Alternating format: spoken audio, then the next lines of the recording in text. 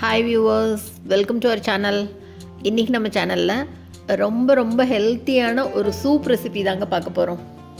சின்னவங்கலேருந்து பெரியவங்க வரைக்கும் எல்லாருமே எடுத்துக்கலாம்.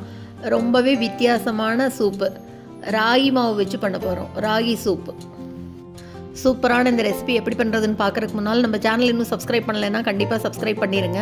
கூடவே பக்கத்தில் இருக்கிற பெல் பட்டனையும் தட்டி விடுங்க. ஸோ நான் போடுற வீடியோ எல்லாமே உடனுக்குடனே நோட்டிஃபிகேஷனாக வந்துடும். வாங்க இந்த ராகி சூப் எப்படி பண்ணுறதுன்னு பார்க்கலாம். ஒரு வாணலியில் 1 ஸ்பூன் எண்ணெய் விட்டுக்கிறேன். இப்போ எண்ணெய் நல்லா சூடான உடனே பொடி பொடியாக கட் பண்ண இஞ்சி துண்டு சேர்த்துக்கலாம். பூண்டு சேர்த்துக்கிற மாதிரி இருந்தால் இது கூடவே கொஞ்சமாக பொடி பொடியாக கட் பண்ண பூண்டும் சேர்த்துட்டு இப்போ இதை வதக்கி விட்டுக்கலாம். லேசாக வதக்கிட்டு ஒரே ஒரு பெரிய வெங்காயம் நல்லா பொடி பொடியாக கட் பண்ணி எடுத்து வச்சுருக்கேன், அதையும் சேர்த்து வதக்கிக்கலாம். வெங்காயம் லைட்டாக வதங்க ஆரம்பிக்கும் போதே இப்போ இது கூட காயெல்லாம் சேர்த்திக்க போகிறோம்.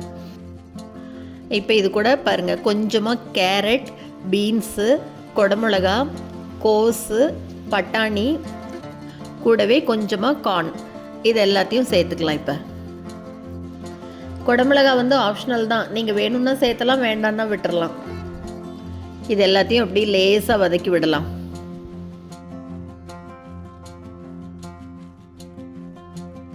இப்போ இது கூட இந்த காய்க்கு தேவையான அளவு மட்டும் உப்பு சேர்த்துக்கலாம், சூப்புக்கு அப்புறமா சேர்த்துக்கலாம். இப்போ நல்லா கலந்து விட்டுறலாம். ஒரு தடவை மூடி போட்டு ஒரு 2 நிமிஷத்துக்கு மட்டும் மூடி வைக்கலாம். தண்ணி எல்லாம் எதுவும் சேர்த்தலை, அப்படியே ஒரு 2 நிமிஷத்துக்கு மட்டும் வேகட்டும். இப்போ 2 நிமிஷம் கழித்து திறந்து பார்க்கலாம். பாருங்க, காய் நல்லா வெந்து வந்திருக்கா. இப்போ இது கூட ஒரே ஒரு டீஸ்பூன் அளவு 1-2 தட்டி வச்சிருக்கிற மிளகு சேர்த்துக்கலாம். மிளகு பொடி சேர்த்துட்டு ஒரு தடவை நல்லா கலந்து விட்டுடலாம். இப்போ இது கூடயே இந்த சூப்புக்கு தேவையான அளவு தண்ணி சேர்த்தணும். நான் 2.5 கப் அளவு தண்ணி சேர்த்துறேன். நல்ல காயெல்லாம் சேர்த்து பண்ணுற இந்த ராகி சூப்பு ரெஸ்டாரண்ட்டில் கிடைக்கிற அதே டேஸ்ட்டில் சூப்பராக இருக்கும். இப்போ தண்ணி சேர்த்து நல்லா கலந்து விட்டுறலாம், கொதி வரட்டும். இப்போ தண்ணி கொதிக்கிறதுக்குள்ளே நம்ம ராகி மாவு எடுத்து கரைச்சி வச்சுக்கலாம். 2.5 கப் அளவு தண்ணிக்கு 2.5 டீஸ்பூன் அளவு ராகி மாவு எடுத்திருக்கேன். 2.5 டீஸ்பூன் ராகி மாவு எடுத்து கொஞ்சமாக தண்ணி விட்டு பாருங்கள், நல்லா இந்த மாதிரி கரைச்சிக்கணும். கட்டி இல்லாமல் நல்லா கரைச்சிக்கலாம். 2 கப் அளவு தண்ணி மட்டும் விட்டிங்கன்னா 2 ஸ்பூன் அளவு ராகி மாவு போட்டால் போதும். பாருங்கள், இது மாதிரி நல்லா கட்டி இல்லாமல் கரைக்கணும். இப்போ இதை எடுத்து வைக்கலாம், இருக்கட்டும். தண்ணி நல்லா கொதி வர ஆரம்பிக்குது பாருங்கள். இப்போ தண்ணி கொதிக்க ஆரம்பிக்கும் போது இந்த கரைச்சி வச்சிருக்கிற ராகி மாவு எடுத்து அது கூட கலந்துக்கலாம்.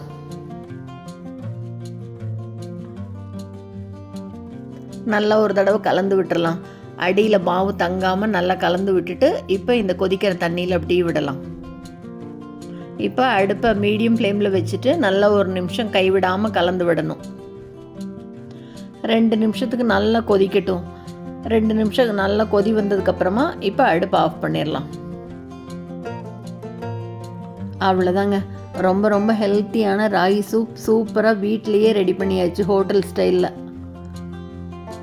இப்போ இந்த சூப் சூடாக இருக்கும் போதே வேற ஒரு பவுலுக்கு மாற்றிட்டு கொஞ்சமாக இதுக்கு தேவையான அளவு உப்பு சேர்த்துக்கலாம்.